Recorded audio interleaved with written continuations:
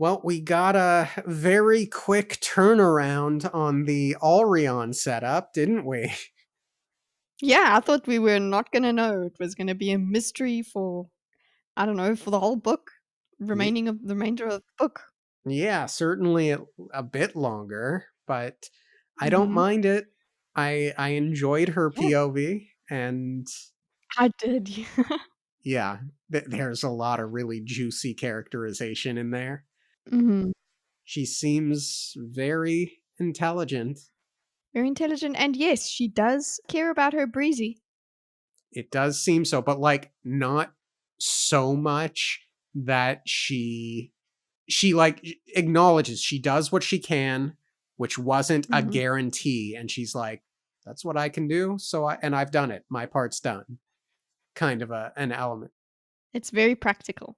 Yeah, Mm. yeah, like I prior to this POV, I might have Mhm. expected her to nigh on beg, not like full beg, but come pretty darn close to like a spoiled princess almost. Yeah.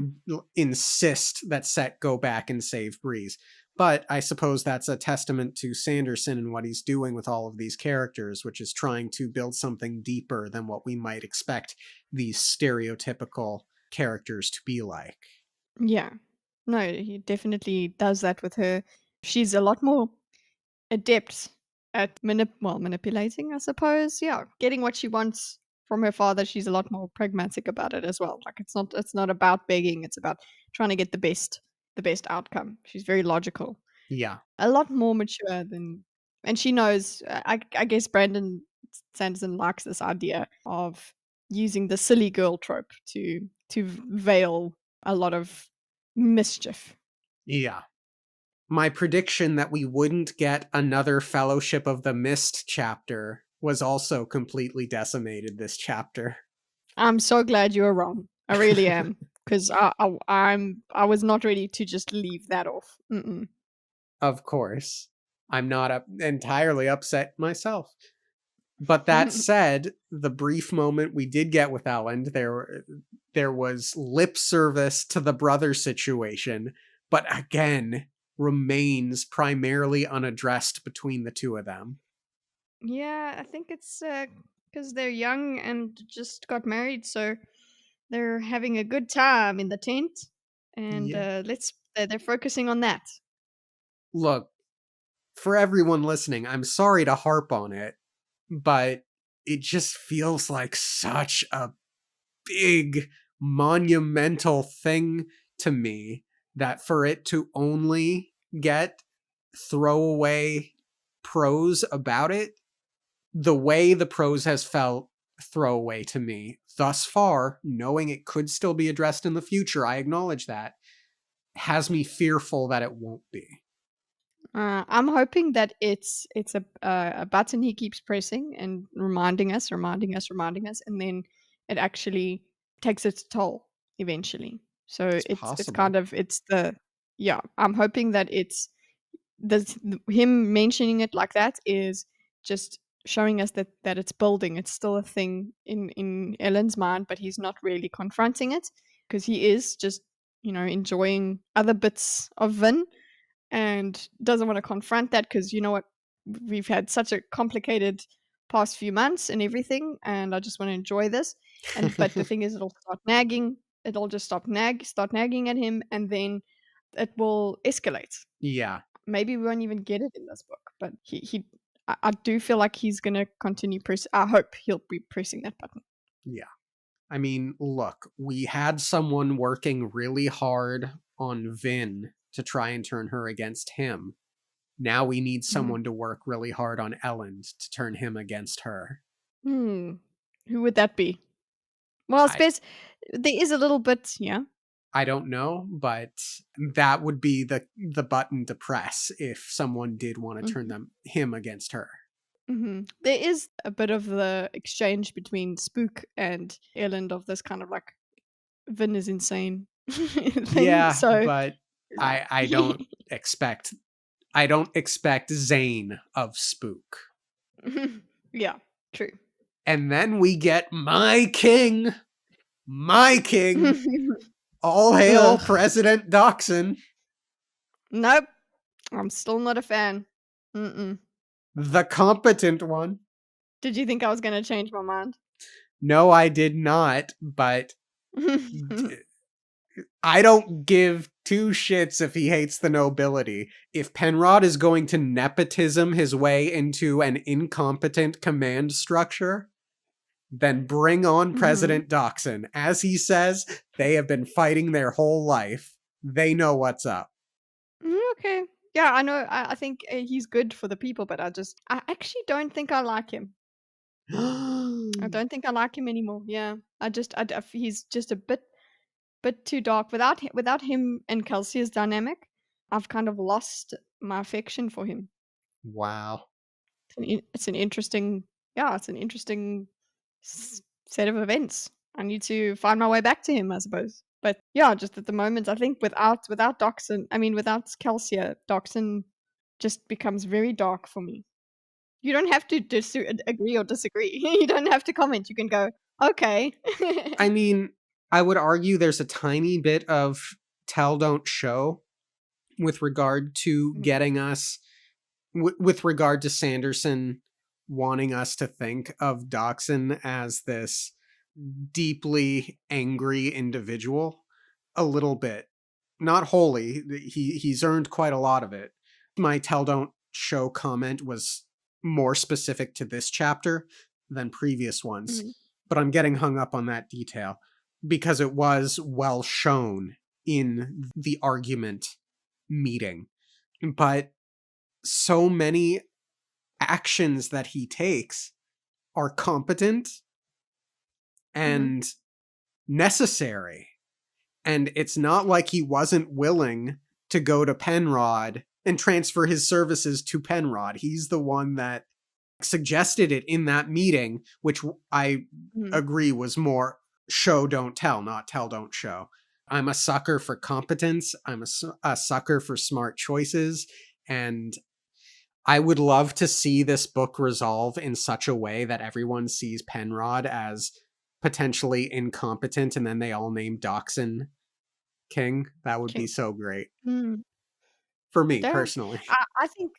I think what I need is a Dachshund POV because I need to reconnect with the character. It's it it's been a bit too far for me. I'm not connected to him anymore. He's been very distant. So Hmm. I think that would help me. Hey, I totally agree that we have not gotten enough Doxson in this Mm, book yet. yeah. And I mean, look, it may be that he's going to continue on down a dark path, and that would be very sad to be certain. But I don't feel like it's gonna like that's what's being signaled. I just am not getting any light from Dachshund. And that's all. I think it really is. It's just the way I'm feeling towards the character. It's not so much what I think Branderson is doing with it. sure. Mhm. Sazed, we've got quite a lot of Sazed, Sazed preparing, Yep. which is fun to see, More club stuff as considering well. yes, more club stuff, very cool, and yeah, more of the religion discussion we'll have, I suppose, and of course Tyndall things. Yeah. So it's a jam packed chapter. Yeah, the Mm. Sanderlanche is gaining momentum. Hmm. Shall we? I think we shall. Hello and Hmm. welcome to the No One Asked You podcast. For this particular series, I am joined by my wonderful co host, that darn Kitty. Dorkus and I are both going into the story completely new with almost no knowledge of the story or world. Each segment, we intend to cover what happens in each new chapter and discuss our experience along the way. Hold on to your butts, because this is Ascension Unleashed, a blind read through, and today we will be covering Chapter Chapter 50! 50! I have no doubt that if Alendi reaches the Well of Ascension, he will take the power and then, in the name of the presumed greater good, will give it up. I gotta say, you had me in the first half. I was quite surprised when I read the phrase, will give it up. And I have been trying to sit with how this jives with my potential revelation, and I don't see how it does, other than he would still believe that he's not the hero of ages. Quan would believe Alendi is not. I mean, what do you think, Kitty? Yeah. He it just so happens because the theory is, or I think it's more than a theory, that he just he made this up, and then it actually so happened that this has come about, that the deepness had come, and the hero of ages was suddenly needed actually. So it seems like this the Well of Ascension. He doesn't doubt the Well of Ascension, doesn't doubt that there's power there or anything like that. It was just the timing that Hmm. he was just banking on. He didn't think it was happening.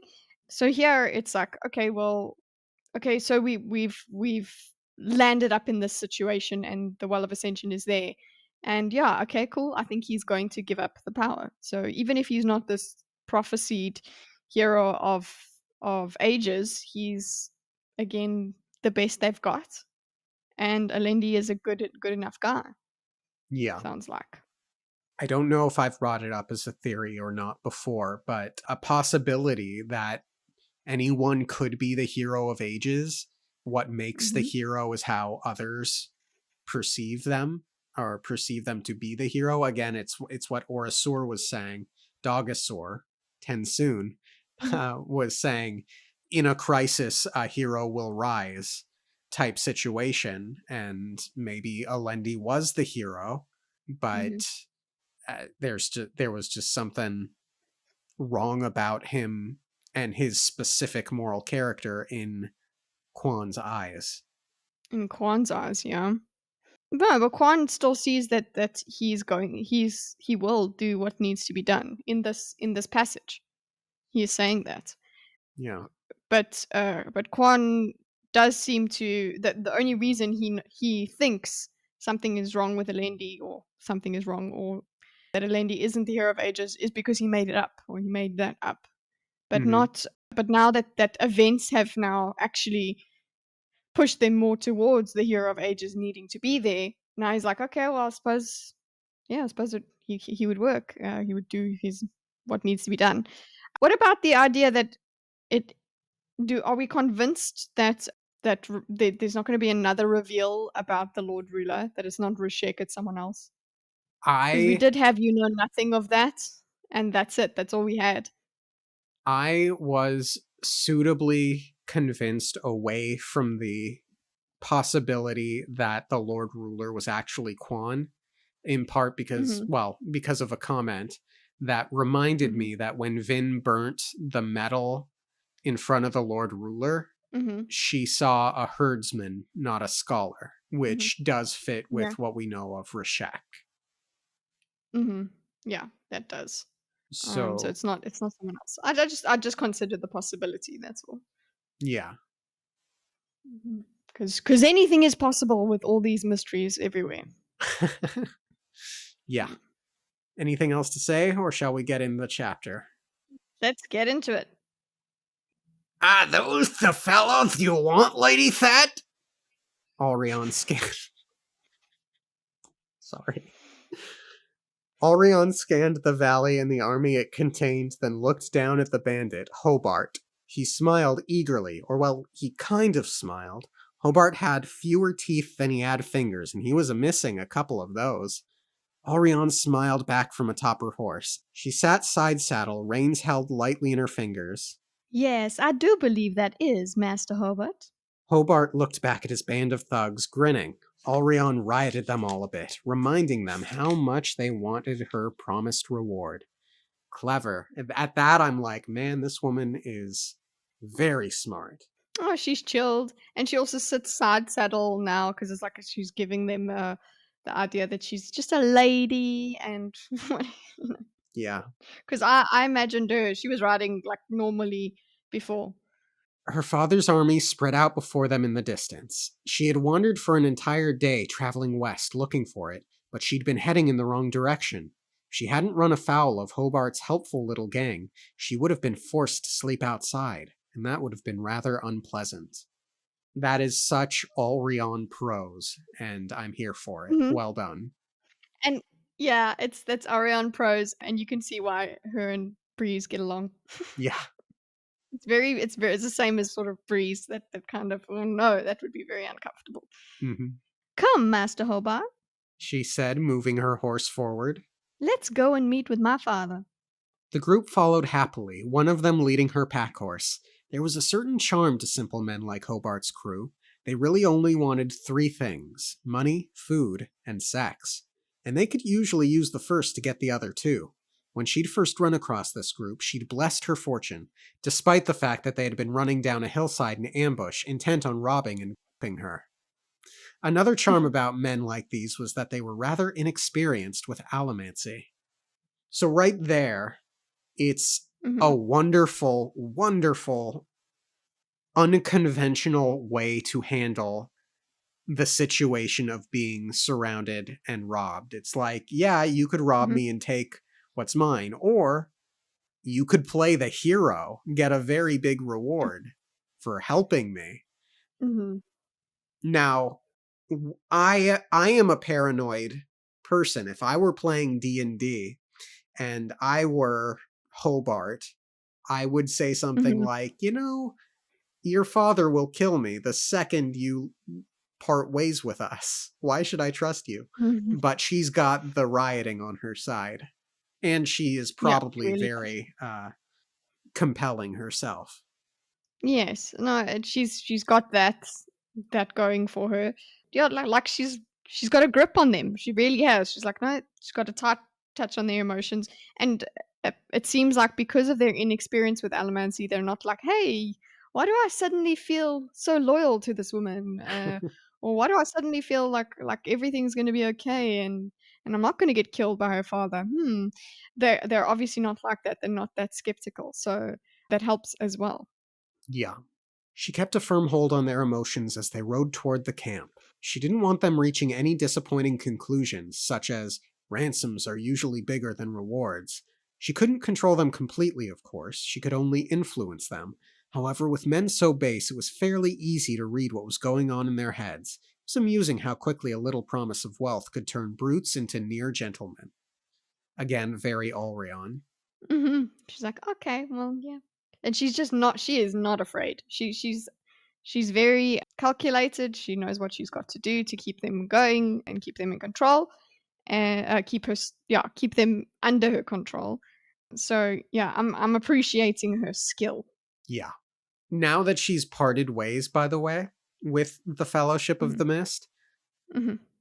and now that there's a plan to go back to Luthadel to save the day of whomever Mhm. is going to end up winning, Mhm. I imagine there might be some small amount of frustration from Breeze at the Fellowship for parting ways with Alrion. What do you think of Yeah. that? Yeah, letting her go. Yeah, I think so. But she's like she made the choice to go Yep, as well. So what were they supposed to do? Follow her? So I think it's something he can get over, especially with her forcefulness, where she's just like, "Listen, I was gonna do what I needed to do." agreed. And what do you want? Do you want Vin and what's it, an Elend to go into the enemy camp to follow her? Yeah. Yeah. Of course, it was hardly a challenge, not as it had been with Breezy. Now that had been fun, and rewarding too. She doubted she'd ever find a man as aware of his emotions and as aware of the emotions of others as Breezy. Getting a man like him, a man so expert in allomancy, so determined that his age made him inappropriate for her to love her, well, that had been a true accomplishment. Now, that paragraph did have me Mhm. wondering whether or not her affection was real. Mhm. Yeah. Maybe it started off with her just playing, being challenged by him. But the fact that he was such a challenge seems to be endearing to her. That's Yeah. actually what she's like, because he's so aware of his emotions. So she started off with this challenge because it was just interesting, but the fact that he became such a challenge and the reasons he was such a challenge to her was actually what she fell in love with. Yeah, Because it's she's like, oh, he's so aware of his emotions and the emotions of others. It's something she definitely likes about him. yeah. It's sort of like the opposite side of the coin insofar as Breeze enjoys his friendship with clubs because he can't soothe clubs. Alrion has trouble, let's say, manipulating Breeze, so it's very similar motivation. Yeah, it cancels out, actually. It's kind of fair. Yeah. Ah, Breezy. She thought as they passed out of the forest and onto the hillside before the army. Do any of your friends even understand what a noble man you are? They really didn't treat him well enough. Of course, that was to be expected. That was what Breezy wanted. People who underestimated you were easy to manipulate. Yes, Alrion understood this concept quite well, for there were few things more quickly dismissed than a silly young girl. See, that's what I mean by him, Sanderson, leaning into that. He's done that several times. Interestingly, though, Mm-hmm. Yeah. so it's not boring. No. Halt! A soldier said, riding up with an honor guard. They had swords drawn. Step away from her, you! Oh, honestly. Alrion thought, rolling her eyes. She rioted the group of soldiers, enhancing their sense of calmness. She didn't want any incidents. Please, Captain. She said as Hobart and his crew drew weapons, huddling around her uncertainly. These men have rescued me from the savage wilderness and brought me safely home at much personal cost and danger. Hobart nodded firmly, an action undermined a bit as he wiped his nose on his sleeve. I chuckled. I chuckled as well, and it's actually pretty funny. There was a line in one of the Way of Kings chapters recently where somebody did the same sort of thing. So I was like, okay, just things, writer's quirks. Overlapping Sanderson. Hmm. The soldier captain looked over the ash-stained, motley clothed group of bandits, then frowned. See that these men have a good meal, Captain, She said airily, kicking her horse forward. and give them space for the night. Hobart, I'll send your reward once I meet with my father. You think she's gonna do it? Yeah, why not? If she's if they're useful to her, then maybe. Yeah. She's not gonna get them killed. I did wonder at the when I first read it, I was like, "Ooh, is she gonna be ruthless about this?" I mean, they were gonna attack you, so fair enough. You got what you wanted from them, then get them get rid of them. If Set cared more about his daughter, he would probably do it. Yeah, but it seems like this is something that she does a lot as well. Yeah, that's Because true. he says more strays. Yeah. Bandits and soldiers moved in behind her, and Alrion made sure to riot them both, enhancing their senses of trust.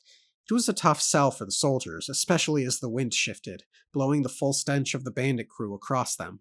Still, they all reached the camp without incident. The groups parted, Alrion giving her horses to an aide and calling for a page to warn her father that she'd returned. She dusted off her riding dress, then strode through camp, smiling pleasantly and looking forward to a bath and the other comforts, such as they were, that the army could provide. But first there were things she needed to attend to. Her father liked to spend evenings in his open-sided planning pavilion, and he sat there now, arguing with a messenger. He looked over as Alrion swished into the pavilion, smiling sweetly at Lords Galavan and Detter, her father's generals. Now, I was looking forward to this, because Mm-hmm. I was wondering how much of a lie Set's nonchalant attitude about her was, and it seems it wasn't much of one, if any. It's a complicated relationship between the two. It's not as dismissive as for me. Like I don't think it is dismissive, but he does care. It's like he knows that she's very capable. So Yeah. it's not like oh my little girl kind of thing. It's like she challenges him in a certain way. Yeah. And it's like, you're gonna do what you're gonna do, and it Mm. seems that any effort to stop you would be fruitless, so if you wanna go do crazy Yes, stuff, go. I exactly. won't stop you. I'm not gonna, like, step in to help you, but I'm not gonna stop you either. Yeah, exactly. It seems like there's actually a bit of respect there, Yeah. begrudging. I expect he treats other family members in a similar way. It would just so happen to be that the son is probably a bit more of a homebody, less rebellious. Yeah, the son is just better and nicer to his dad. Set sat on a high-legged chair so he could get a good view of his table and its maps. Well, damn it. You are back. Alrion smiled, wandering around his planning table, looking at the map. It detailed the supply lines back to the Western Dominance. What she saw was not good. Rebellions back home, father?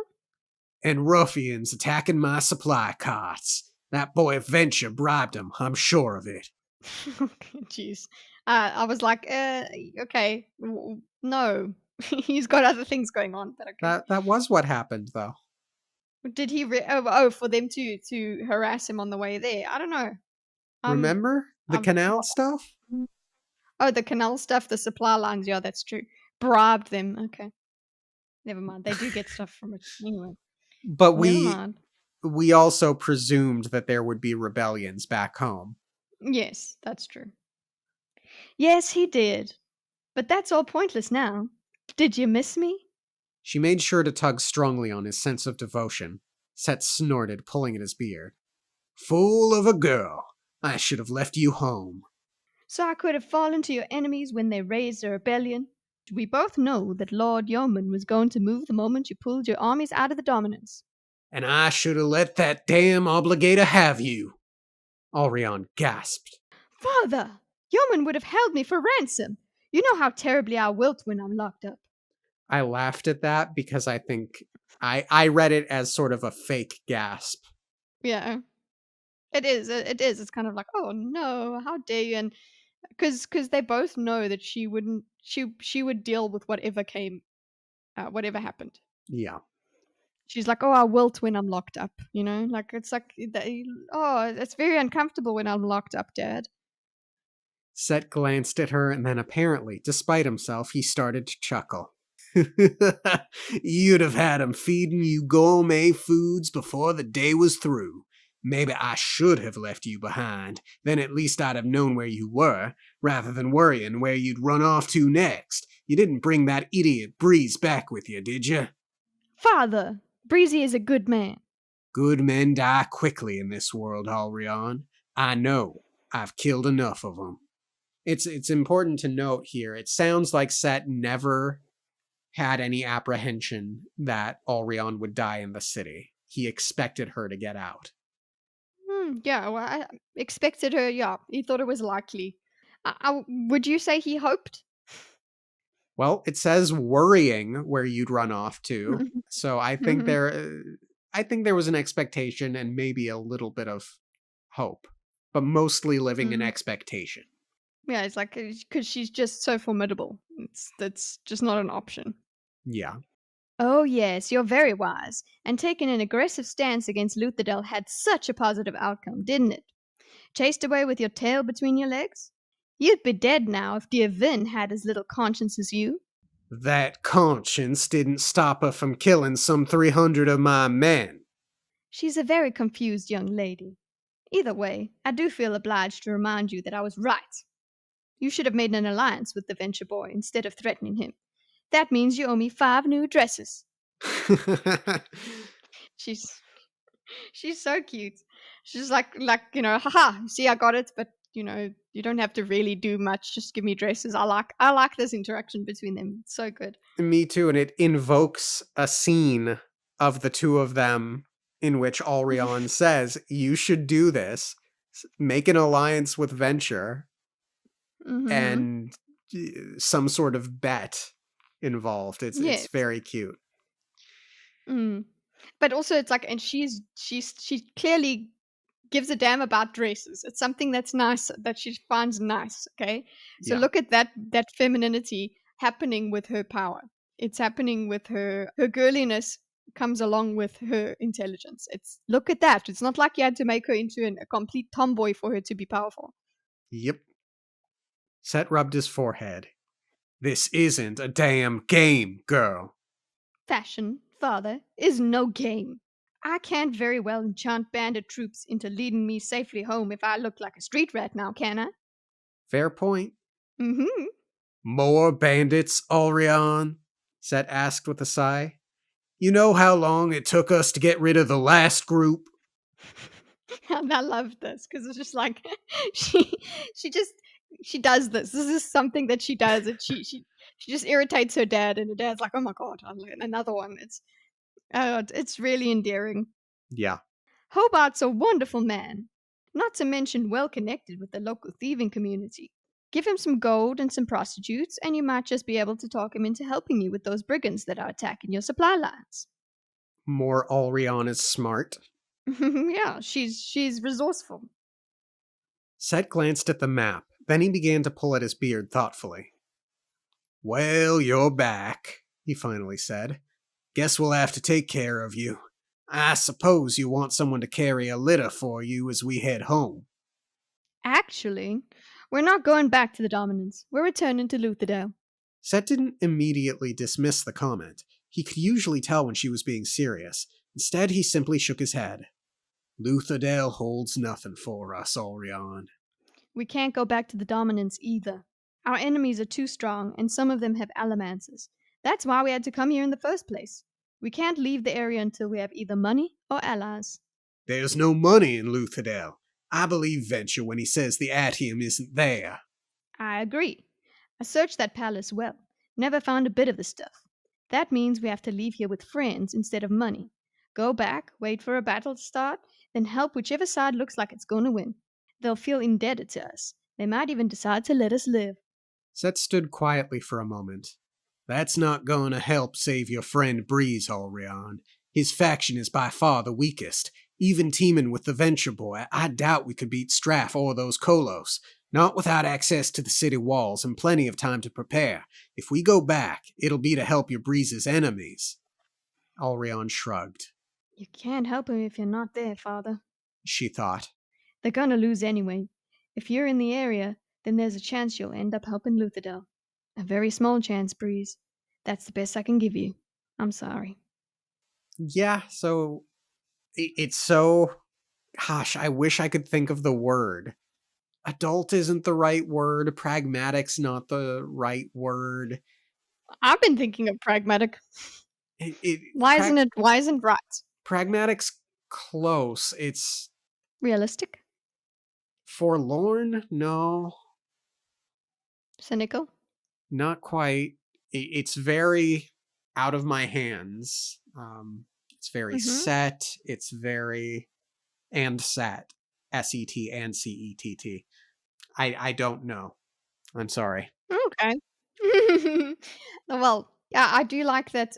It is very mature, I think, and yeah, she's just giving him the best chance, and also maybe it gives Breeze a lot of credit as well. That Breeze will take whatever opportunity she's doing her best. Breeze will take whatever opportunity she gives him, and she's also loyal to her father or knows her father. She's not going to be trying to get her father to help Breeze and beg him or whatever. She knows that her father will only do something if it's going to benefit him. That's she doesn't even bother having that sort of conversation. It's just, okay, I need to offer this to my father, and that gives Breeze the best chance, and that's the best I can do. Yeah. Yeah. There's also like just a small bit of like harsh callousness to it, just a little bit. It's like, I love this guy, but I've done what I can and it's out of my hands now, so let the dice roll. Kind of a feeling, essence. I don't feel like she's dismissing it. She's still going to be there. It's not like, oh well, I've set this in motion. I'll see you guys back at the Dominance or something. Like, she's also going to be along for the ride in any case, and she'll Yeah. be there to make decisions that might help him along the way. Yeah. I don't mean to say it's all harsh callousness, just like there's a small amount of that embedded in the concept that I'm trying to impart. It's great though. I feel like this makes her quite worthy of Breeze as well, because Breeze would do similar things. Maybe he would go way more overboard. Stoic? But is it maybe it's stoic. Yeah, because she's not fixated on the way all of this makes her feel. She's just like, I'm doing my best. So she swallowed up all of that turmoil that could come with this, and she's just like, fine, I'm doing my best. That's it. Yeah, I think stoic is about as close as I'm going to be able to get to right now for the Yeah, concept. makes sense. Ellen Venture awoke on their third day out of Luthadel, surprised at how rested he could feel after a night spent in a tent out in the wilderness. Of course, part of that might have been the company. Wink, wink, nudge, nudge. I said that, not the book.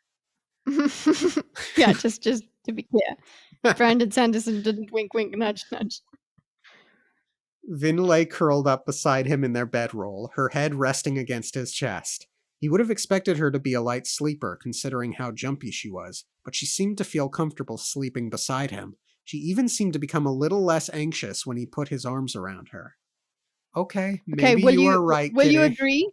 Yes. Will you agree that they were not sleeping together before? They were very decent, Dorcas. Look, I thought them cuddling very early in the book was Sanderson's Mhm. PG way of telling us that they were sleeping together, but I fully acknowledge that these two paragraphs suggest that this is a new occurrence.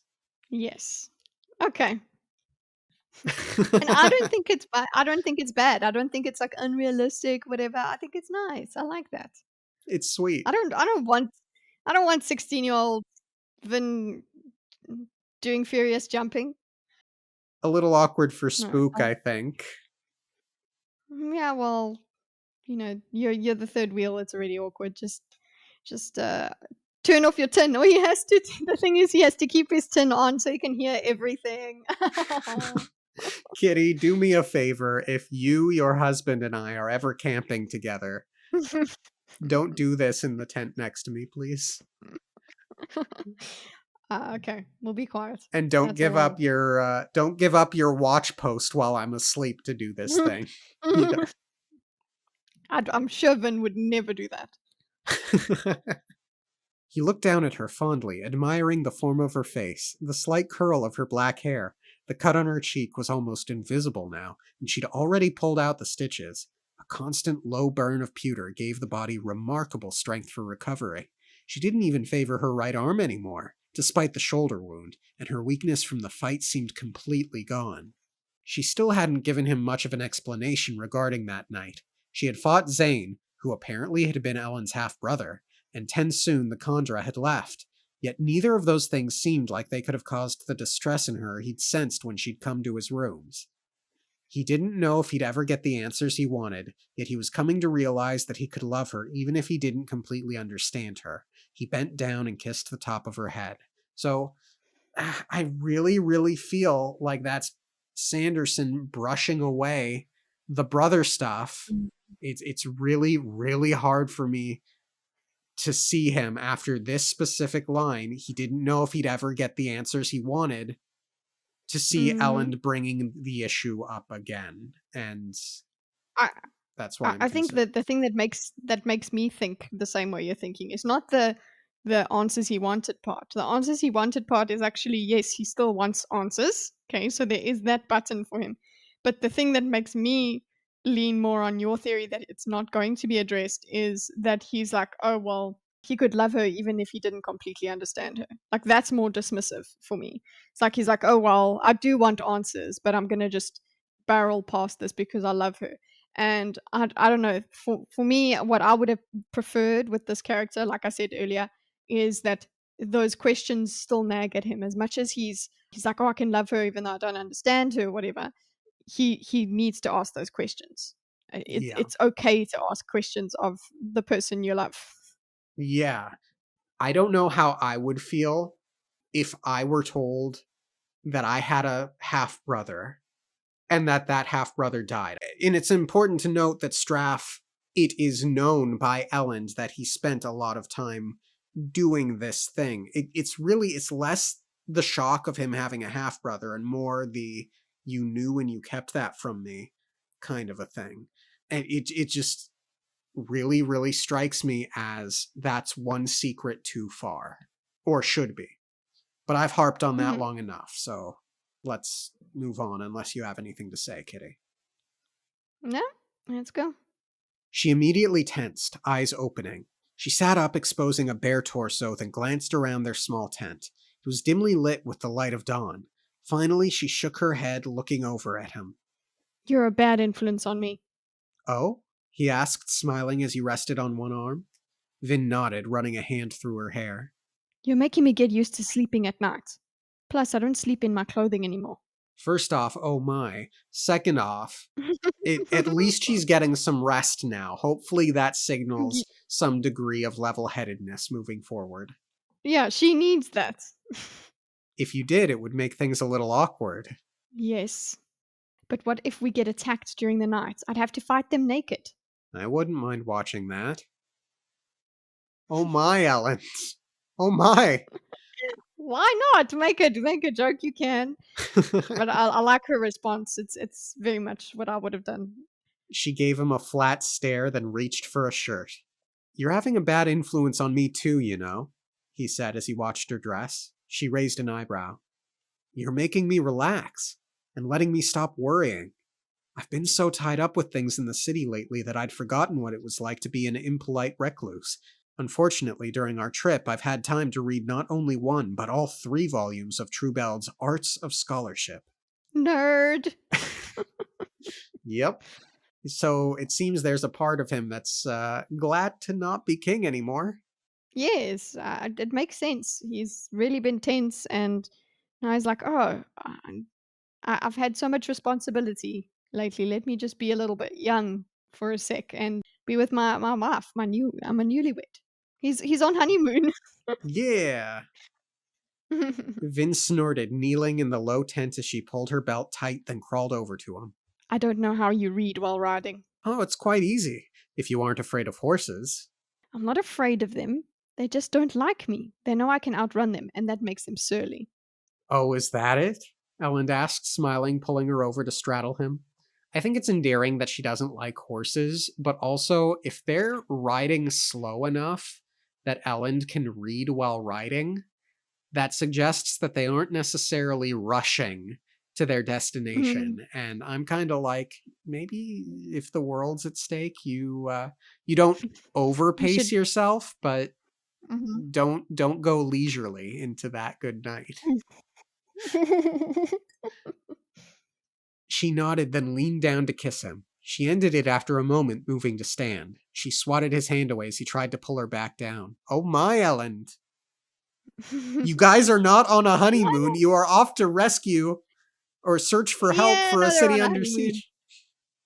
Yeah, well, there is still some time. Come on. It's sweet. After all the trouble I took to get dressed. Besides, I'm hungry. He sighed, reclining as she scampered out of the tent into the red morning sunlight. He lay for a moment, quietly remarking to himself on his fortune. He still wasn't sure how their relationship had worked out, or even why it made him so happy, but he was more than willing to enjoy the experience. Eventually, he looked over at his clothing. He had brought only one of his nice uniforms, along with the riding uniform, and he didn't want to wear either too often. He didn't have servants anymore to wash the ash out of his clothing. In fact, despite the tent's double flap, some ash had managed to work its way inside during the night.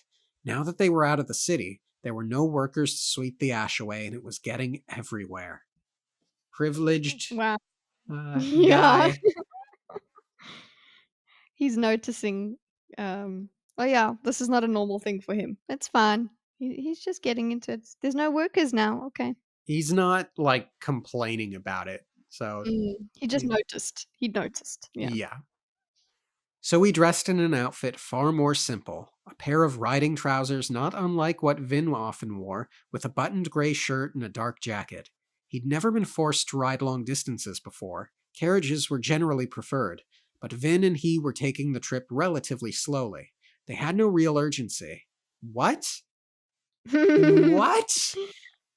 It's far enough away. They can't really get there that quickly, I suppose. So they're like, why rush? Maybe. Like what? We're going to get there one day earlier than we expected if we go faster? Wow. Straff's scouts hadn't followed them for long, and nobody was expecting them at their destination. They had time to ride leisurely, taking breaks, occasionally walking so that they wouldn't get too sore from riding. Outside, he found Vince stirring up the morning fire and Spook caring for the horses. The young man had done some extensive traveling, and he knew how to tend them, something that Ellen was embarrassed to have never learned. So Ellen's gonna be on Okay. a more, even more growth, more worldly growth. Yes, he's got to live the simple life and get that sort of thing going.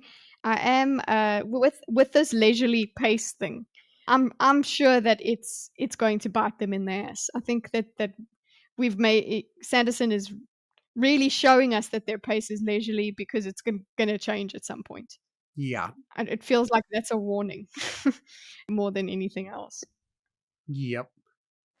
Man, if they're going slowly on purpose, on Brandon Sanderson's purpose, just to make sure that they are close enough to be able to run back to Luthadel as soon as the attack happens, I'm gonna be a little frustrated. Mm, I don't I hope you're wrong. I hope that that's not a possibility. But it is. It is a possibility. But that would be Yeah. dumb. That really would be dumb. Elend joined Vin at the fire pit. They sat for a few moments, Vin poking at the coals. She looked pensive. What? Elend asked. She glanced southward. I Then she shook her head. It's nothing. We're going to need more wood. She glanced toward where their axe lay beside the tent. The weapon flipped up into the air, shooting toward her, blade first. She stepped to the side and snatched the handle as it passed between her and Elend. Then she walked over to a dead tree. She took 2 swings at it, then easily kicked it down and broke it in 2.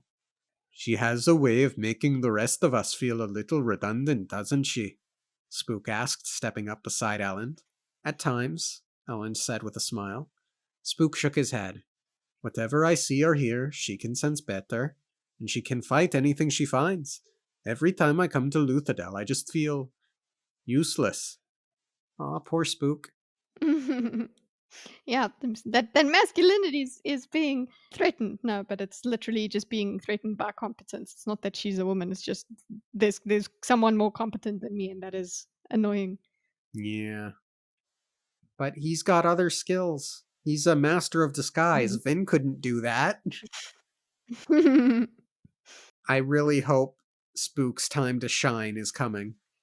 But I'm glad we are actually getting some real vulnerability here from him, I think. This Mhm. feels genuine. Yeah. Yeah. Imagine being an ordinary person, Elend said. At least you're an Allomancer. Maybe, Spook said, the sound of Vin chopping coming from the side. But people respect you, El. They just dismiss me. I don't dismiss you, Spook. Oh? When's the last time I did anything important for the crew? 3 days ago, when you agreed to come with Vin and me. You're not here only to tend horses, Spook. You're here because of your skills as a scout and a tin eye. Do you think we're still being followed? Spook shrugged. I can't be sure. I think Strath's scouts turned back, but I keep catching glimpses of someone behind us. Never get a good look at them, though. So, before we go further, Yeah. and perhaps I went a touch too Mhm. far, I think Ellen's response Mhm. was not bad. I don't think he's lying. No. He's not just being nice. He's actually finding facts to give Spook. Like, Spook, you're dismissing this fact. So look, it's very practical. And yes, of course, he wants to support Spook and make Spook feel good, but he's not lying to do it. Yeah. Mm. And yeah, okay, fine. For Sarzed, it's just because they're young that they went out there. Yeah. But for their purposes, Spook is helping them. And I like that he's like, you're not here to just do the horse, like deal with the horses. You are an asset. And also, it also shows that Elend has to deal with his own regularness, regularity next to the Alamancers. So just a reminder that, hey, you are still quite special, Spook. Imagine being a regular person and then it's like, oh, well, they still respect you. It's like, yeah, so I don't need to be an Alamancer to be valuable, right? Kind of lesson. So I'm here for that sort of Spook growth as well. Like Yeah. let Spook have Elend as the masculine, I don't know, Look, role model. Yeah. he does not have the gravitas that Kelsier had to earn Mhm. that sort of nonchalant demeanor Mhm. that he's clearly trying so hard to The exhibit. coolness. Yeah. Yeah, Yes. this He's gotta this find his Spook, own. vulnerable Mm. Spook, and it was this way when Mhm. Vin broke his heart in book 1. Vulnerable Spook Mhm. is sweet and nice Mhm. and likable. Give it a couple years. Hmm. He doesn't have to be Kelsier to be respected. He needs to it's literally being secure within who you are. And people sense that you're trying to be something you're not. So he's got to just find out who he is. And I'm hoping Ellen helps him with that. Yeah. And then there's the big reveal that he can see the mist creature. Hmm. That means does that mean it's getting worse? But then again, the mist creature was visible by Tensoon, I think. I don't Um, remember. But if nothing else, Spook is a tin eye, so there's that. But we yeah, knew so that he the would be able creature was seeable from the logbook. to. Yeah, Pathetic. exactly. And yeah, and that is also a problem because does that mean it's getting more powerful? Mm, Something's got to give about this thing. mm-hmm. I can't be sure. I think Strath's scouts turned back, but I keep catching glimpses of someone behind us. I never get a good look at them, though. It's the mist spirit. Vin said, walking by and dumping an armload of wood beside the fire pit. It's chasing us. What does it want with Vin? Yeah, why don't you talk to it, Vin? But then again, it'll break another bone or something. Yeah. Spook and Elend shared a look. Then Elend nodded, refusing to act on Spook's uncomfortable stare. Uncomfortable stare, Spook. You've seen it, okay? You're seeing something. She says, "Oh, it's a spirit." I suppose you're uncomfortable. You're thinking she's insane, but you're seeing something too. So don't be uncomfortable about this. Be alert. I mean, I'd be uncomfortable if a mist spirit thing Yes, were but following. it's yes. I'll be uncomfortable about the spirit, not about Vin seeing it. So because he's refusing to act on Spook's uncomfortable stare, which is like Spook is uncomfortable with. This is something they're not talking about. The Vin's kind. Do we believe Vin kind of thing? That's what I'm getting from this uncomfortable stare. Gotcha. Yeah. So it's kind of like they're sharing a meaningful look, him and Spook. It's like, okay, Mm, she's talking about this again. So this might be something that we get more on in future chapters. did you just call me a moron? Who? No. Moron. Oh, I didn't get it. Oh, now who's a moron? It was a bad joke in the Wow. first place. Ah, well, I did not detect it. Wow. Wow. Well, as long as it stays out of our way, it's not a problem, right? Vin shrugged. I hope not. If you see it though, call for me. The records say it can be dangerous. All right, we'll do that. Now let's decide what to have for breakfast. Invite it to Okay. breakfast. Yeah.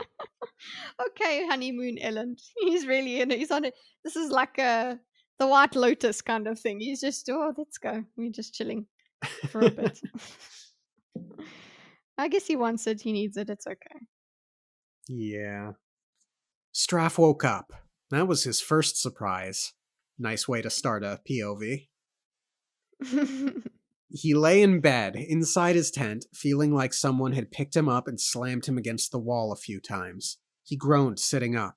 His body was free from bruises, but he ached, and his head was pounding. One of the army healers, a young man with a full beard and bulging eyes, sat beside his bed.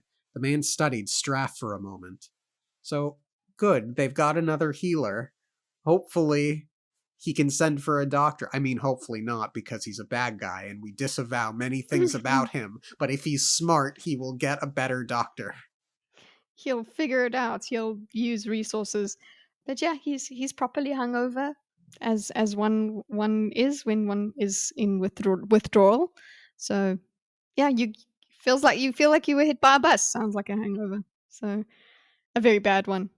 And he doesn't have pewter or anything like that. So Mm-hmm. You, my lord, should be dead, the young man said. I'm not, Straff said, sitting up. Give me some tin. A soldier approached with a metal vial. Straff downed it, then scowled at how dry and sore his throat was. He burned the tin only lightly. It made his wounds feel worse, but he had come to depend on the slight edge the enhanced senses gave him.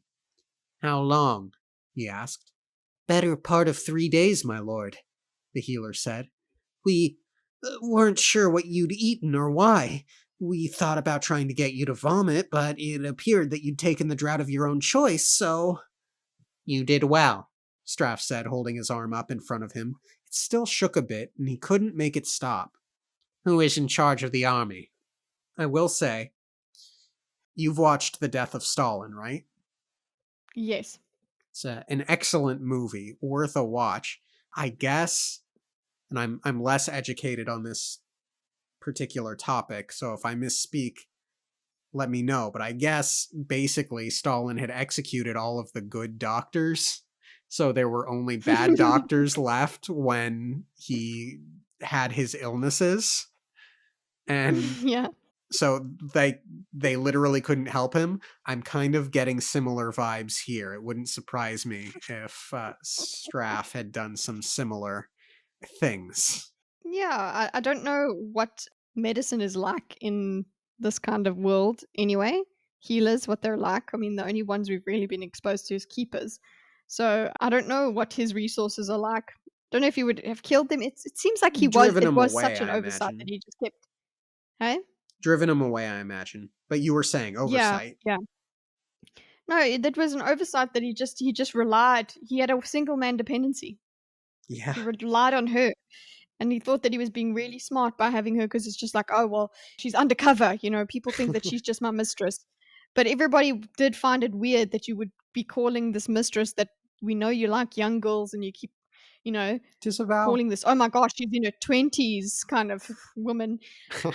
So, yeah, it's an oversight. And I like that he's flawed in that way. He's dumb in some ways. So, Yeah. but yeah, it makes sense that there would be some sort of other healer in your army camp that tends to other people, not just Straff. I think he's fleshed out much better now than he was in the first book and the first part of this book, such that I'm over the mustache twirler criticism that I had Mm-hmm. early on. But Mm-hmm. I, again, you're characterizing it as he's got blind spots, and I think that's fair to do. I suppose your mileage may vary depending on who you are reading the book. Mm-hmm. And I'm gonna sit with what you've said for a while, but in this moment, I do feel a little bit like he's dumb when the story needs him to be, and he's smart when the story needs him to be. And I feel like I would like a little bit more consistency. Okay. But maybe I'm wrong.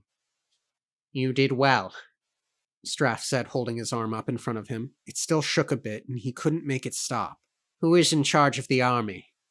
General Yanarl, the healer said. Straff nodded. Why hasn't he had me killed? And I thought that was a neat question to ask. Mm-hmm. Very badass as well. It's like, okay, I know. So why am I alive? Yep.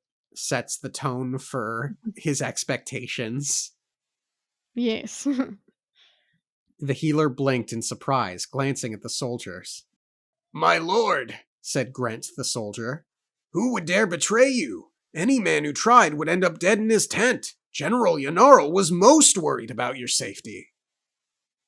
Yeah, because, like, loyalty's not a thing to Straff whatsoever. I mean, why would Straff be someone who merits any loyalty? Sure, but, Mm-hmm. But yeah. yeah, this fear doesn't just disappear. And yeah, well, obviously, what Straff realizes as well, it's like, oh yeah, nobody knows what happened to Zane. So we know Mhm. that we're not supposed to betray you. We gotta keep. If he's still alive, we keep him alive Yeah, I would because say, we don't want to set off Zane.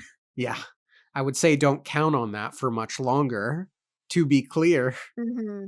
But, Find another. Yes, definitely. Yeah. yeah, maybe have a meeting Or with try Yan. and Hmm? yes, have some sort of meeting. Some try and keep up the idea that he's alive. Yeah, and maybe get a feeling for Yanarl and who he is as a Hmm. person and what he wants. Make sure he's loyal. Well, yeah, he should know. This seems like it's Yeah, somebody who should know this high guy. up. It's somebody who, yeah. Or replace him with someone loyal. Hmm. Of course, Straff realized with shock. They don't know that Jane is gone. Why, If I die, then everyone assumes Zane would either take control himself or get revenge on those he thought responsible. Straff laughed out loud, shocking those watching over him, because all of that stuff was him thinking to himself. Mm-hmm. Zane had tried to kill him, but had accidentally saved his life by sheer force of reputation. I beat you, Straff realized. You're gone, and I'm alive. That didn't, of course, mean that Zane wouldn't return, but then again, he might not. Perhaps, just maybe, Straff was rid of him forever.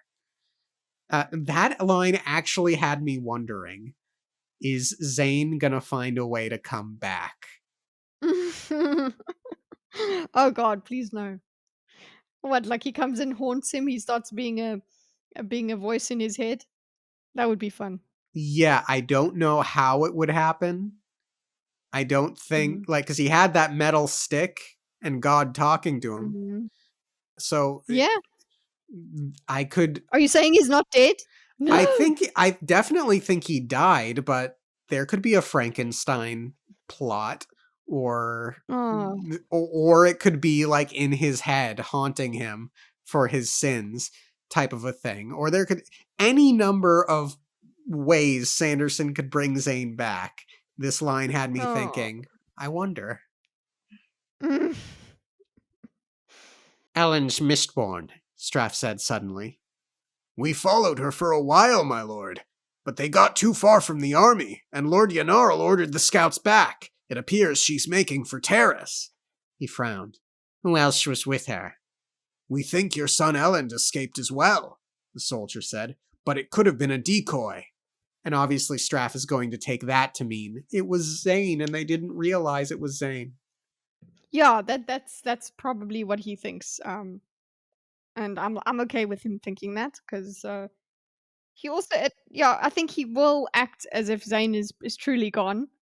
But it is nice to have that kind of hovering over his head every now and then. That oh no, Zane could come back. Yeah. I want him to be scared for the rest of his life. Ditto. Zane did it, Straff thought with shock. He actually got rid of her. Unless it's a trick of some sort. But then... The Kolos army? Straff asked. There's been a lot of fighting in its ranks lately, sir, Grant said. The beasts seem more restless. Order our army to break camp. Immediately. We're retreating back toward the northern dominance. My lord, Grant said with shock, I think Lord Yanarl is planning an assault, waiting only for your word. The city is weak and their Mistborn is gone. We're pulling back, Straff said, smiling. For a while, at least. Let's see if this plan of yours works, Zane. Don't trust Zane. I mean, it's a good plan, but don't trust Zane. I think that that's why he thinks it's a good plan. So he's just like, why not? I guess. But yes, you are trusting Zane. But I guess maybe the risk is worth the reward. I mean, the reward is worth the risk. There you go. Yeah. Sazed sat in a small kitchen alcove, hands on the table before him, a metallic ring glittering on each finger. They were small for metal mines, but storing up ferrochemical attributes required time. It would take weeks to fill even a ring's worth of metal, and he barely had days. In fact, Sazed was surprised the Kolos had waited so long. I bet Jostes is losing control. Oh yeah. And you know what, Sanderson? Curses! You give us so many POVs in this chapter, but you don't give us anything about Jastes. So I'm like, oh. So Yeah. he's enjoying just keeping that mystery going. Oh, there was smoke. They don't burn bodies. What are they doing? No, we just have to worry about it. We have to just be ignorant, and I feel like Sanderson enjoys doing that to us. Yes. 3 days, not much time at all, but he suspected he would need every available edge in the approaching conflict. So far, he'd been able to store up a small amount of each attribute, enough for a boost in an emergency once his other metal mines ran out. Clubs hobbled into the kitchen. He seemed a blur to Sazed, even wearing his spectacles to help compensate for the vision he was storing in a tin mine. It was difficult for him to see. So, he's like doing everything all at once as best he can. Yeah, he's in this weird state that he's just storing all of his attributes. It's Yep. cool to see like an emergency storage, emergency charge up, Yeah. occurring. This I've always loved the ferrochemy. He's got the iPad charging, he's got the phone Oh, charging, he's got the PS4 controller charging, he's got the Xbox yeah. controller charging, and he's got his wireless Bluetooth headset charging as well. Yeah, he's yeah, all of the the controls and the sensors. Yeah. That's it, Club said, his voice muffled. Another Tin Mind was taking Sazed's hearing. They're finally gone. Sazed paused for a moment, trying to decipher the comment. His thoughts moved as if through a thick, turgid soup, and it took him a moment to understand what Clubs had said. They're gone. Straff's troops. They've withdrawn. He coughed quietly before replying. Did he ever respond to any of Lord Penrod's messages? No, but he did execute the last messenger. Well, that isn't a very good sign, Sazed thought slowly. Nope, so hopefully Penrod realizes he done been hoodwinked. Yeah, he's in left in the lurch now.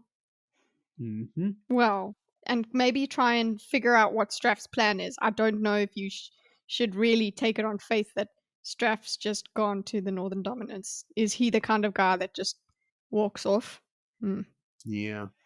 The city was on the edge of starvation, and their brief respite of warmth was over. It would snow this evening, if Sazed guessed right. That made him feel even more guilty to be sitting in the kitchen nook beside a lit hearth sipping broth as his metal mind sapped his strength, health, senses, and power of thought. He had rarely tried to fill so many at once. You don't look so good, Clubs noted, sitting. Sazed blinked, thinking through the comment. My gold mind, he said slowly. It draws my health, storing it up.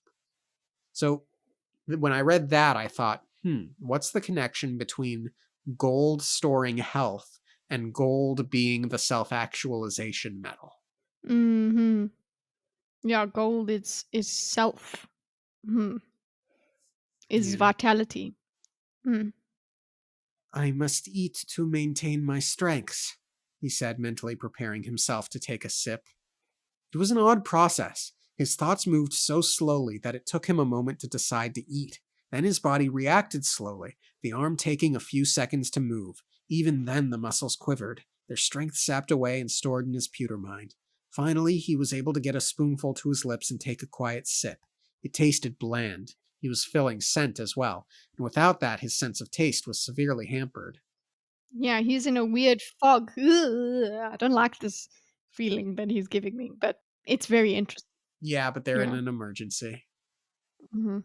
He should probably be lying down, but if he did that, he was liable to sleep, and while sleeping, he couldn't fill metal mines, or at least he could fill only one.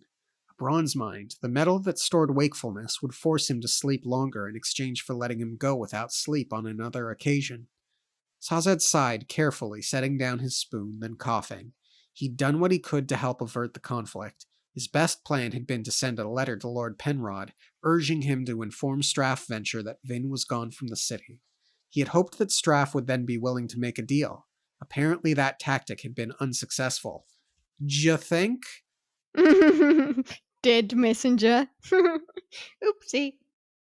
Yeah, I mean, waiting for the Kolos to attack and then attacking after, it feels like the smartest choice. I mean, unless Mhm. you really think that the walls themselves would make that much of a difference for Straff in the fight against the Kolos. But I Yeah, don't and think if they you would. maybe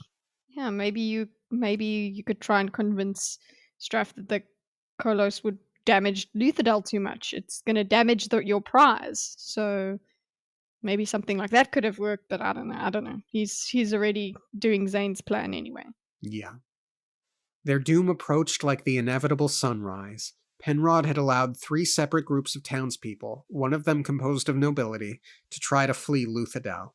Straff's soldiers, more wary after Ellen's escape, had caught and slaughtered each group. Brutal. Yep. Brutal. Penrod had even sent a messenger to Lord Justes Lacalle, hoping to strike some deal with the southern leader, but the messenger had not returned from the Kolos camp. That has me thinking Jostes is dead, because I think Jostes would, Yeah, Justice is dead. He might be. yeah, I'm worried. because he would have taken the deal. Yeah, if he's desperate. He's losing control of them. He would have taken the deal. Yeah. Yeah. 'Cause all Penrod has to say is, we're willing to make the deal if you attack Straff's army right now and let us be, or not even just, we'll let you in, just, we're willing to deal. Doesn't matter. Mhm. It's not happening. Something. Yeah. Yeah. Jostes is dead. We need to find out. Was it when that smoke was happening that's when he died? Yeah, I Mm. wonder. Well, at least we kept them off for a few days. Sazed thought for a moment. It was simply a delay of the inevitable, I fear. Of course it was, but it was an important delay. Elend and Vin will be almost 4 days away by now. If the fighting had started too soon, you can bet that little Miss Mistborn would have come back and gotten herself killed trying to save us. I Yeah, agree. and I Yeah, guess that that's negates my concern earlier, except for the fact that they're going mhm, leisurely, so who knows? mhm. Yeah, but that's a fair assessment. He's like, yeah, if they knew about the fighting, they would turn back. So Vin can go fast. I remember her running mhm. halfway across the countryside with Kelsier. Yeah. Hmm. Ah, Sazed said, slowly forcing himself to reach for another spoonful of broth. The spoon was a dull weight in his numb fingers. His sense of touch, of course, was being siphoned into a tin mind. I mean, at what point do you do this to feel like high or something? Yeah, you do this as like a sensory. You are a sensory deprivation chamber. Yeah. You just you retreat. I would do this a lot. How are the city defenses coming? He asked as he struggled with the spoon. Terribly. 20,000 troops may sound like a lot, but try stringing them out through a city this big. But the Kolos won't have any siege equipment, Zaz said, focused on his spoon. Or archers. Yes, but we have 8 city gates to protect, and any of 5 are within quick reach of the Kolos. None of those gates were built to withstand an attack, and I can barely post a couple thousand guards at each gate, since I really don't know which way the Kolos will come first. Oh. I don't think they know. They don't know which way they're coming first because I honestly, do they even have a leader at this point? I think Joses is dead, and they'll probably just throw Yeah, themselves at the walls with a bunch of makeshift ladders or something. even ladders. That seems a bit beyond their intellect. Yeah. They'll just throw themselves at any door they can get to and start, like, Yeah, breaking the walls. they're gonna zombie. Basically, they're gonna zombie horde. They're gonna Hulk smash. Yeah, but and they when they are in such a frenzy, they also kill each other. It seems Yeah. like so. Maybe they just need to be set off, and maybe they are busy fighting each other now, and they'll just kill each other. Yay! Super easy, barely an inconvenience. They just killed themselves. Yeah. No, the attack has to happen. It's gonna happen. Mhm. Yeah. And that's when Doxson will take the mantle of king. Mhm. I hope. I think it's highly likely. And then, despite the fact that Elend leaving was in part okayed by Doxson will be like, Elend, I know you're back in the city now, but I'm not giving you the title back. I'm king now. Get over it. And then everyone Yeah. in the crew will be mad at Doxson, but Doxson's going to be like, no, why should I? He left the city. And then it's going to be like this morally gray argument. It's going to be great and sad and great and awesome and great and terrible. No. I don't know. Do not put that in the prediction log. I'm just trying to fan cast Will Doxson into being king. Oh, Sased said quietly. What did you expect, Terraceman? Good news? The Kolos are bigger, stronger, and far crazier than we are, and they have the advantage in numbers. Sazed closed his eyes, quivering, spoon held halfway to his lips. He suddenly felt a weakness unrelated to his metal minds. Why didn't she go with them? Why didn't she escape? Aw. He's worried about her. Yep. As Sazed opened his eyes, he saw Clubs waving for a servant to bring him something to eat. The young girl returned with a bowl of soup. Clubs eyed it with dissatisfaction for a moment, but then lifted a knotted hand and began to slurp. He shot a glance at Sazed. You expect an apology out of me, Terrashman? He asked between spoonfuls. Why? That makes it sound to me like he's like, you expect, slurp, an apology, slurp, out of me, Terrasman, slurp. And it's like, no, just say the line and then slurp. Sazed sat, shocked for a moment. Not at all, Lord Claydent, he finally said. Good. You're a decent enough person. You're simply confused. That's very direct. That's very Clubs. Yeah. Sazed sipped his soup, smiling. That is comforting to hear, I think, he thought for a moment. Lord Claydent, I have a religion for you. Clubs frowned. You don't give up, do you? Sazed looked down. It took him a moment to gather together what he'd been thinking about before. What you said earlier, Lord Claydent, about situational morality. It made me think of a faith known as Dadrada. Its practitioners spanned many countries and peoples. They believed that there was only one God, and that there was only one right way to worship. Clubs snorted.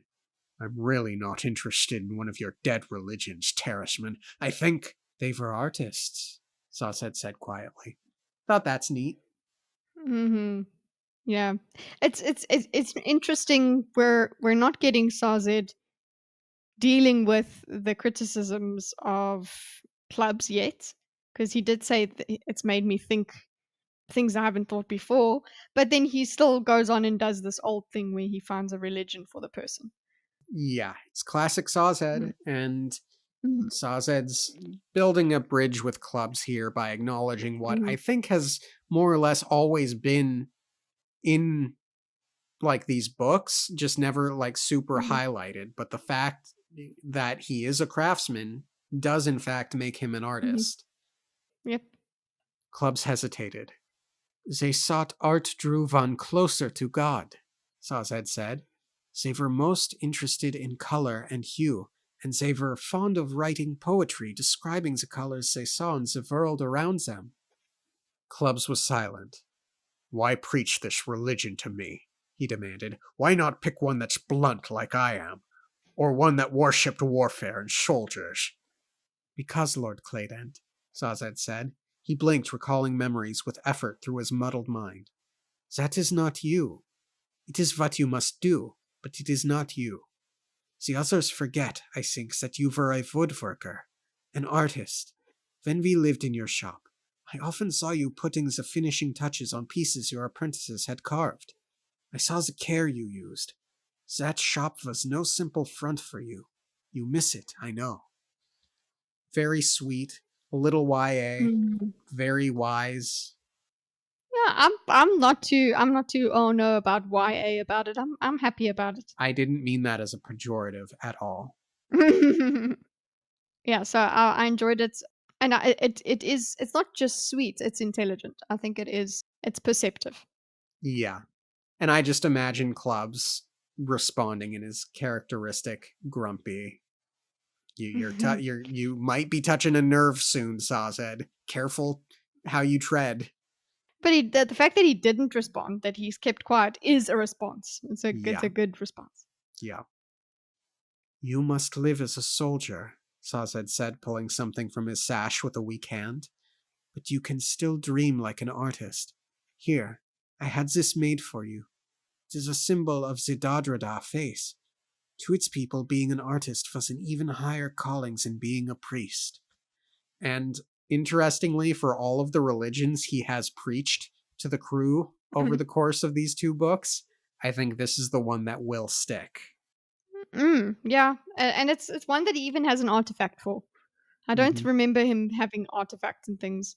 Like well, it's not an artifact. Like he got it created, right? But it's got a symbol. He's Yeah. actually given him something practical. I Yeah. think that makes it quite beautiful for clubs. He set the wooden disc on the table, then, with effort, he smiled at Clubs. It had been a long time since he had preached a religion, and he wasn't certain what had made him decide to offer this one to Clubs. Perhaps it was to prove to himself that there was value in them. Perhaps it was stubbornness, reacting against the things Clubs had said earlier. Either way, he found satisfaction in how Clubs stared at the simple wooden disc with the image of a brush carved on it. "It's the last time I preached a religion," he thought. "I was in that village to the south, the one where Marsh found me. Whatever happened to him anyway? Why didn't he return to the city?" Oh Mm. wow! Thanks for the mention of Marsh. We do in we That's it. We need him. I need to know what he's been doing. But yes, I hope that just means that we're gonna get him in the next chapter. Agreed. It's time. Don't Deus Ex Marsh us, please. "Your woman has been looking for you," Clubs finally said, looking up, leaving the disc on the table. "My woman? Why, we are not—" He trailed off as Clubs eyed him. The surly general was quite proficient at meaningful looks. "Very well," Sawset said, sighing.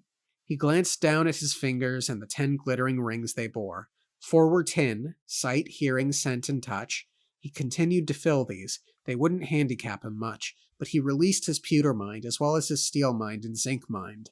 And that had me think, wait, zinc? That's Mhm. not one of the allomantic metals, is it? I don't think so. If we look, there is still the Arcanum thingy at the back.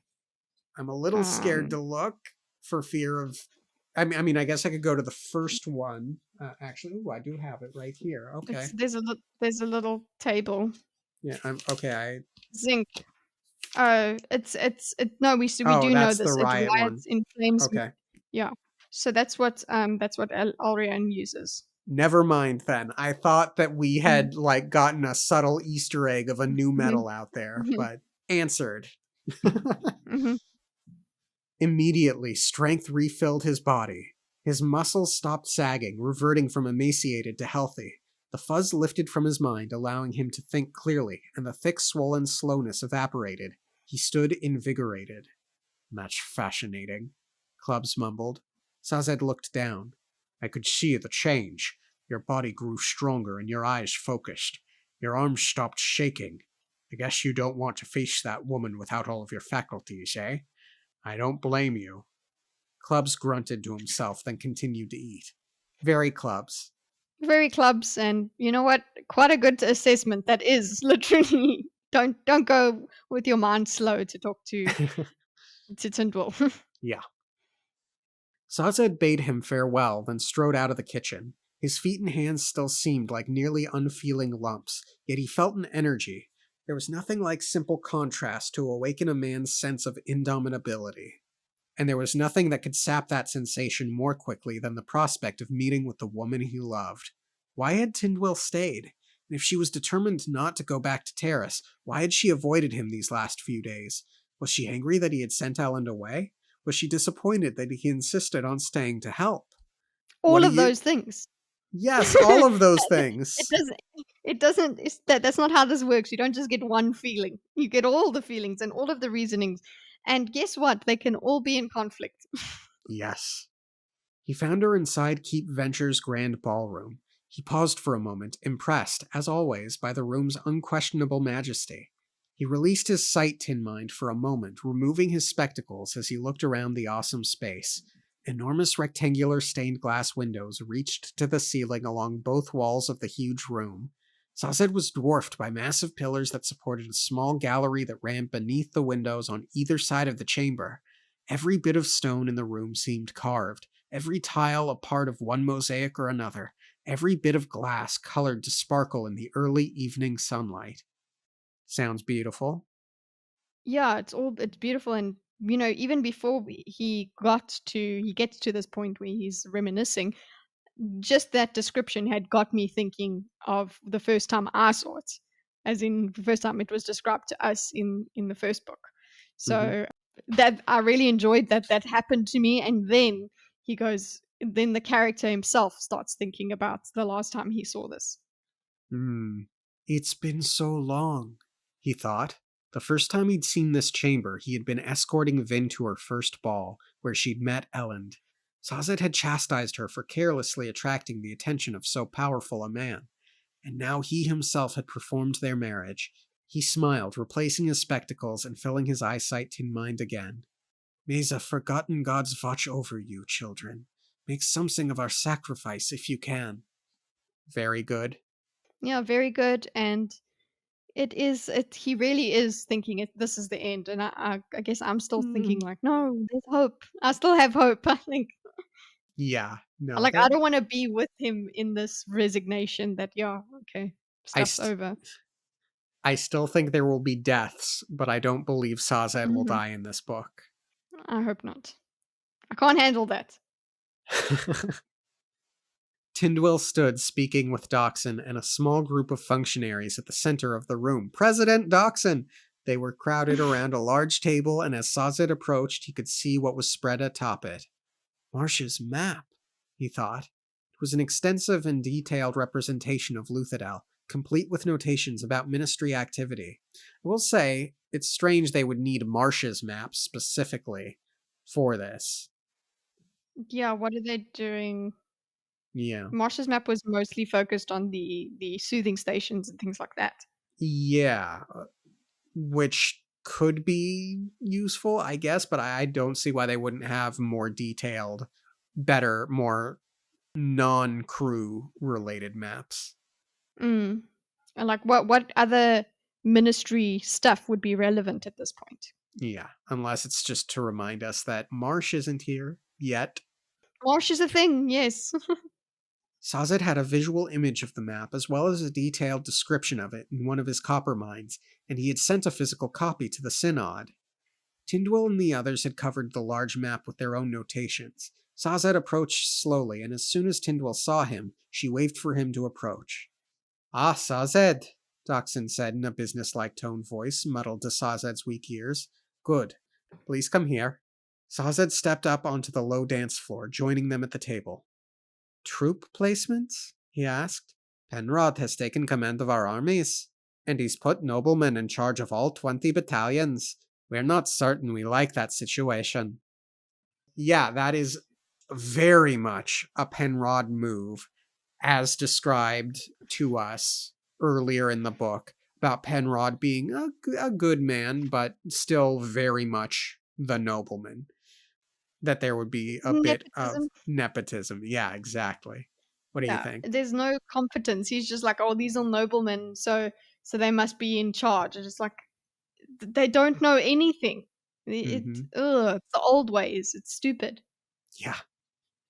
Sazed looked over the men at the table. They were a group of scribes that Doxon himself had trained, all Ska. Gods, Sazed thought. He can't be planning a rebellion now of all times, can he? Yay! He's not saying Lord Ruler. Oh, yeah. Yes, good, Sazed. Don't look so frightened, Sazed. We are not going to do anything too drastic. Penrod is still letting clubs organize the city defenses, and he seems to be taking advice from his military commanders. Besides, it's far too late to try something all that ambitious. He almost seemed disappointed. Ha! See, Doxon. But he's smart enough to know that it's too late for that. Yes, yes, he's Smart controlled. That's good. Dachshund. Pragmatic Mhm, Dachshund. President mhm, Dachshund. mhm. However, Dachshund said, pointing at the map, I don't trust these commanders he's put in charge. They don't know anything about warfare, or even about survival. They've spent their lives ordering drinks and throwing parties. I will say it's noteworthy that Sazed thought about the rebellion, and then Mhm, Dachshund inherently knew that. mhm. Doxon knew that Sazed knew. Yeah. Why do you hate them so? Sazed thought. Now, Sazed, I'm very annoyed at you. Why? Doxson just told you that the person in charge of the city just placed a bunch of people who have no war experience in charge of the war, essentially, Mhm. minus Exactly, clubs. yes. Mhm.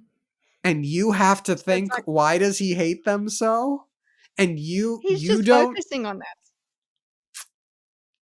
Doxson's making I smart think choices. Hate be damned. Doxson is Mhm. doing what is necessary right now.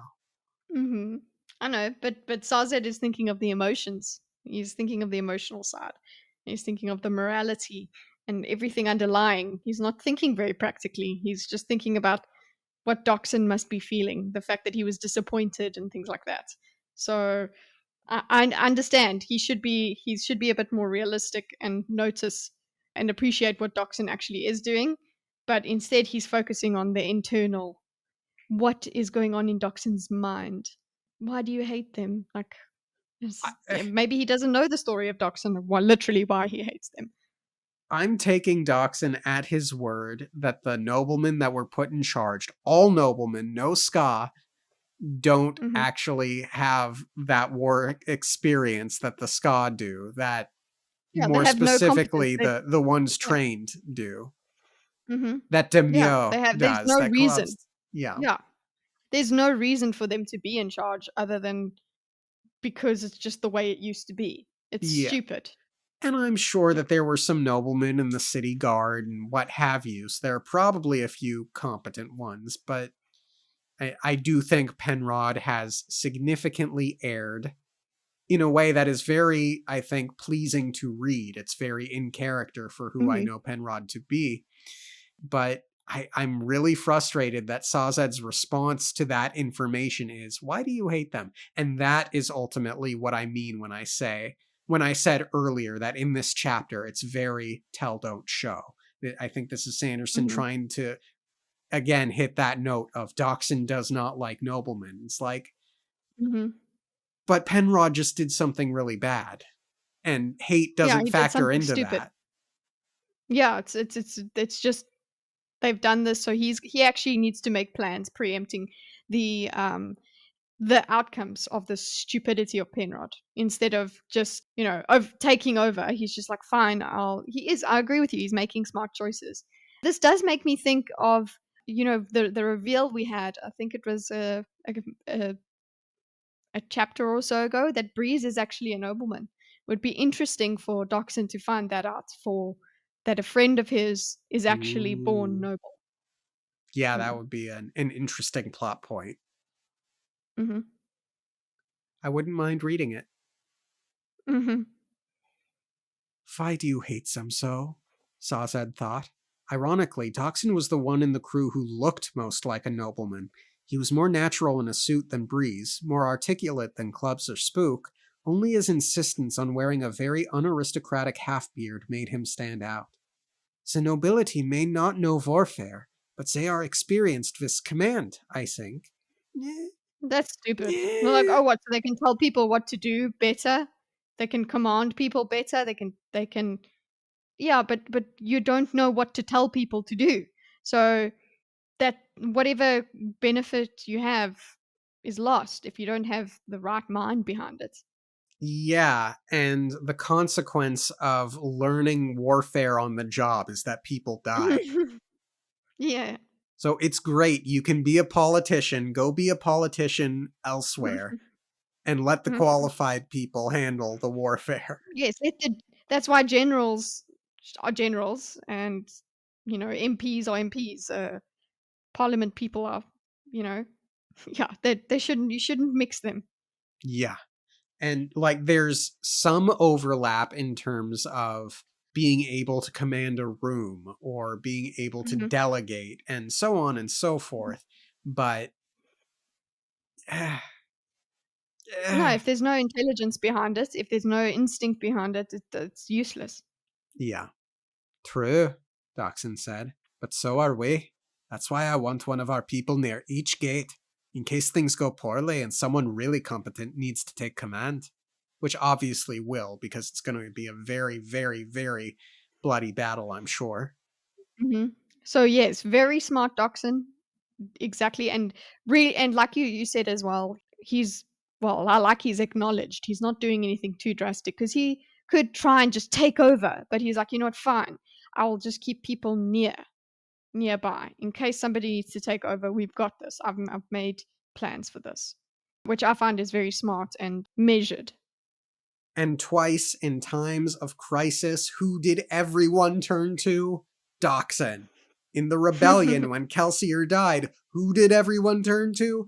Doxson. Right now, who's everyone turning to? Doxson. President Doxson. And he's very reliable. I agree. I'm just disconnected from him. The thing is, I don't have affection for him. I need affection for him. Sorry. Yeah, he's I been miss him. underserved in this book. He needs more than just Mm. one emotional conversation per book Mhm. Mhm. with Vin. Doxson pointed at the table toward one of the gates, Steel Gate. It bore a notation of 1,000 men in defensive formation. This is your battalion, Sazed. Steel Gate is the farthest the Kolos are likely to reach, and so you might not even see any fighting. But when the battle begins, I want you there with a group of messengers to bring word back to Keep Venture in case your gate gets attacked. We'll set up a command post here in the main ballroom. It's easily accessible with those broad doors, and can accommodate a lot of motion. So this signals to me that that gate will definitely be attacked and Sazed's going to become a war leader of some kind. Yes, he's gonna have to be a hero. He's gonna Mhm. have to be not just keeper of knowledge. He's gonna have to Utilize it. be indomitable. Mhm. He's gonna have to, yeah. He's gonna have to Hulk out. Go, Sazed, go! And it was a not so subtle smack in the face of Elend Venture and nobility in general to use such a beautiful chamber as a setting from which to run a war. No wonder he supported me in sending Elend and Win away. With Sem gone, he's gained undisputed control of Kelsier's crew. You say that Uh, that is so disingenuous. That is yeah. such bad faith. That is so low charitability, Sazed. I Yes. am shocked and appalled by you right now. Your cool points are drastically lowering. Uncool, Sazed. I understand. I'm not as mad, but I understand. I think Doxson, that's just part of it. Okay, it's just a bonus. It's not the reason he supported it. He really does care about Vin. He doesn't give a crap about Elend or Spook probably, but he cares about Vin. So yeah, that's uncharitable. It's very one note, as if Doxson's like, yes, now I can be in control. It's like, no, it's just now he can do what needs to be done. Actually, it's not about him being in control and being happy that he's in control. It's that he can do things his way now.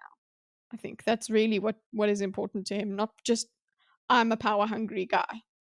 He stepped up when everyone else was gone. He didn't orchestrate sending Elend away. That was entirely on Sazed. And he went in prepared to offer his services to Penrod. So get out of here, Sazed. Again, it's this tell He's so don't mad. show. I'm so mad. I'm so It's mad. okay. Doxson deserves more respect.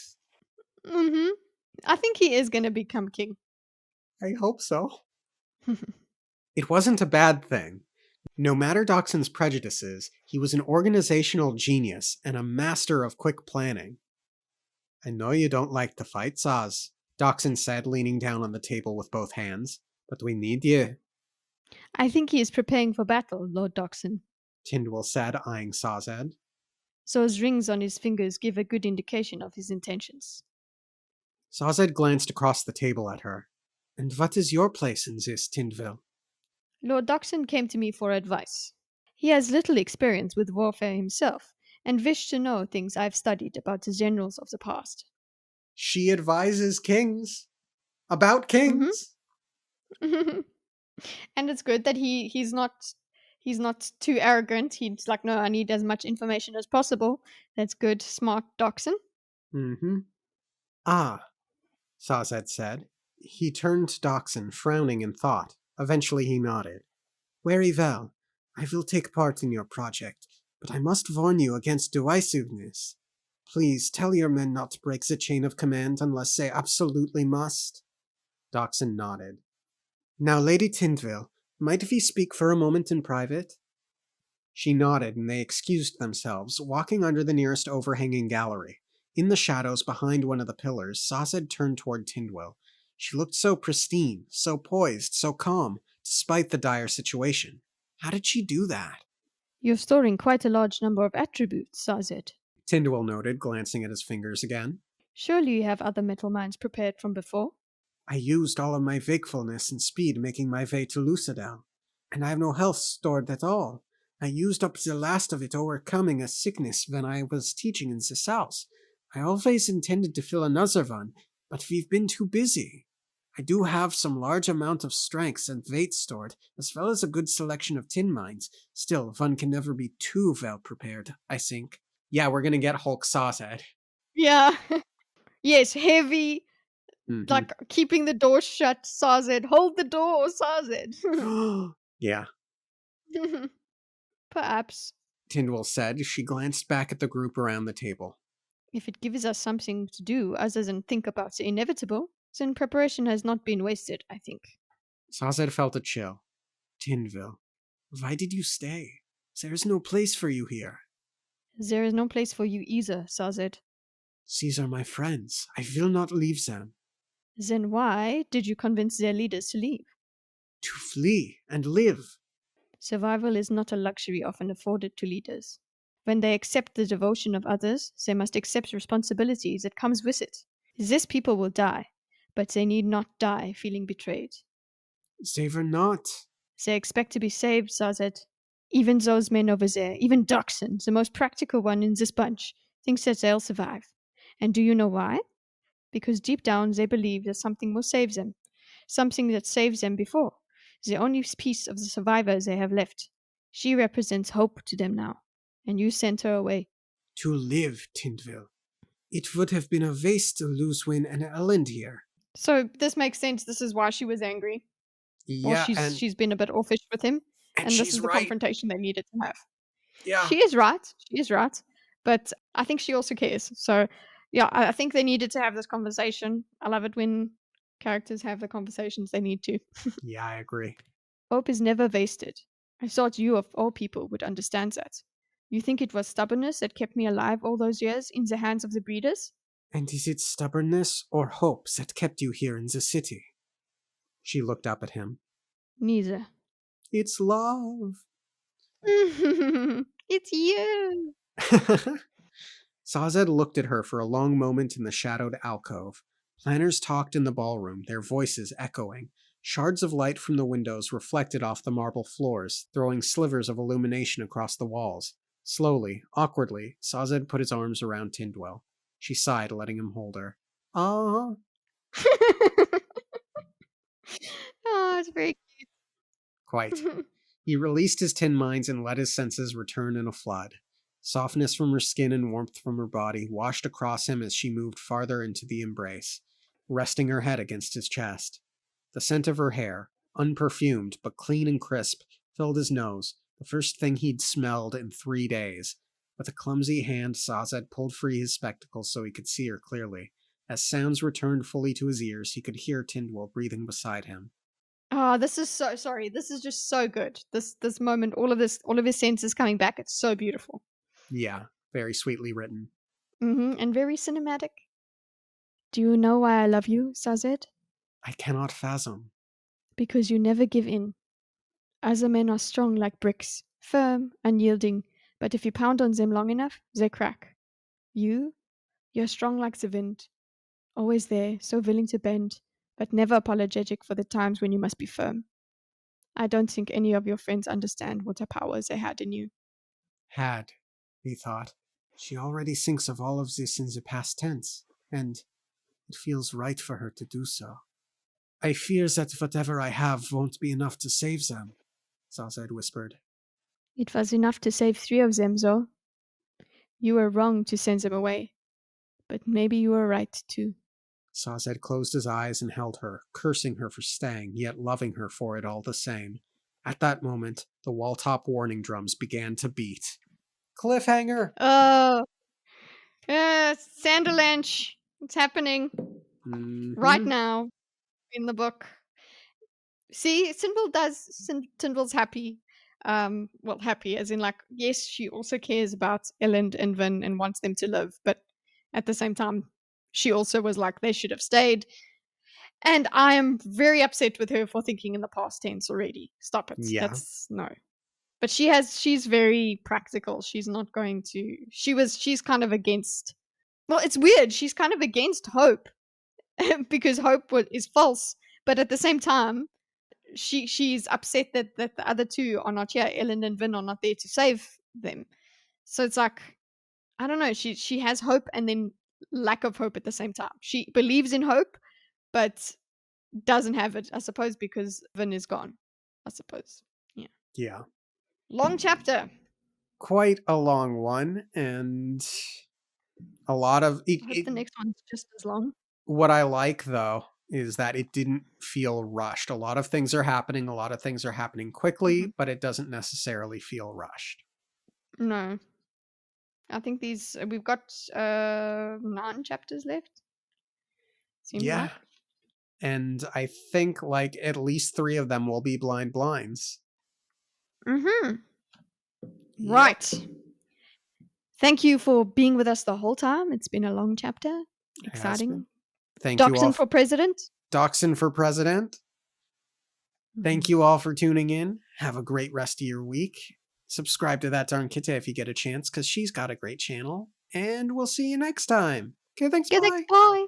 Bye. The lifts are going crazy outside my door. It's dee dee dee dee dee.